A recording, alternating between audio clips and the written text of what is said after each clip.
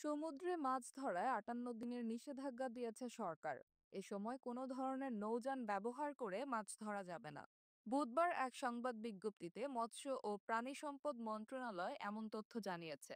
এতে বলা হয়েছে, বাংলাদেশের সামুদ্রিক জলসীমায় মাছের সুষ্ঠু প্রজনন, উৎপাদন, সামুদ্রিক মৎস্য সম্পদ সংরক্ষণ এবং টেকসই মৎস্য আহরণের জন্য ১৫ এপ্রিল থেকে ১১ জুন পর্যন্ত মোট ৫৮ দিন সব ধারায় নিষেধাজ্ঞা দেওয়া হয়েছে।